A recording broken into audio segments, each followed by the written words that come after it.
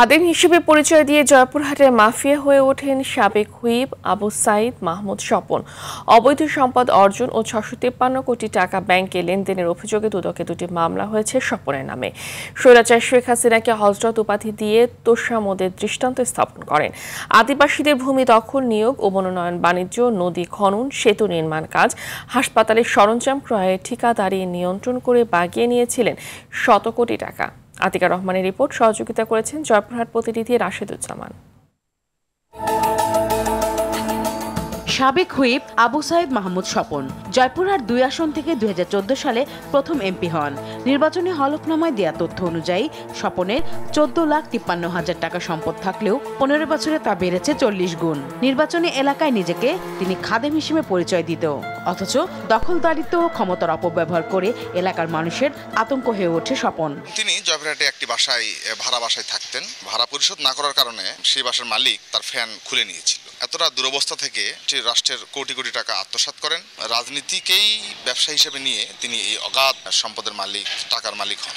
Police ও শিক্ষক নিয়োগ, সড়ক ও সেতু নির্মাণ কাজের ঠিকাদারি, নদী খনন ও বাঁধ সংস্কার, এমনকি হাসপাতালের সামগ্রী ক্রয়েরও ঠিকাদারি স্বপনের নিয়ন্ত্রণে চলত।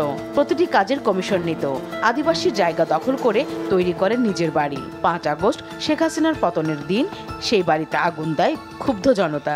কলেজের জায়গার সাথে উনি জায়গা নিয়ে আমার জায়গাটাও উনি নিয়ে নিলেন। নেওয়ার পরে আমাকে কিছু টাকা পয়সা দিতে চাইছিলেন, সেই টাকা পয়সা আজ পর্যন্ত পাইলাম না। শুধু দেশে নয়, লন্ডনেও সম্পদের পাহাড় গড়েছেন তিনি। ৩ কোটি টাকা অবৈধ সম্পদ ও ৬৫৩ কোটি টাকা ব্যাংকে লেনদেনের প্রমাণ পেয়েছে দুদক। স্ত্রীর নামেও অবৈধ সম্পদ গড়েছেন। বিভিন্ন ব্যাংক থেকে ৯০০ কোটি টাকা ঋণ নিয়ে ৫ আগস্টের পর লন্ডনে সপরিবারে পালিয়েছেন তিনি। আওয়ামী লীগের সাংগঠনিক সম্পাদক হওয়ায় জয়পুরহাট ও আশপাশের এলাকায় মেয়র, উপজেলা ইউনিয়ন চেয়ারম্যান ও কাউন্সিলরদের মনোনয়ন এবং দলীয় পদ নিয়ন্ত্রণ করে কয়েকশো কোটি টাকা বাগিয়ে নেন। ভুক্তভোগীরা স্বপনের দৃষ্টান্তমূলক শাস্তি চান। জয়পুরহাটের সে একজন টেরোরিস্ট, চাঁদাবাজ, দুর্নীতিবাজ এবং ভূমিদস্যু ছিল। দেখেছি ২০১৩ সাল থেকে ২০২৪ সাল পর্যন্ত অসংখ্য ভাইদেরকে হত্যা করা হয়েছে, গুম করা হয়েছে, নির্যাতিত করা হয়েছে। আমি তার জ্বলন্ত প্রমাণ। দেশের প্রচলিত আইন অনুযায়ী তাকে আইনগত বিচারের জন্য সরকারের কাছে জোর দাবি জানায়।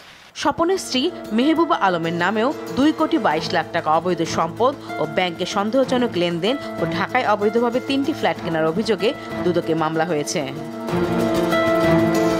আতিকা রহমান, RTV।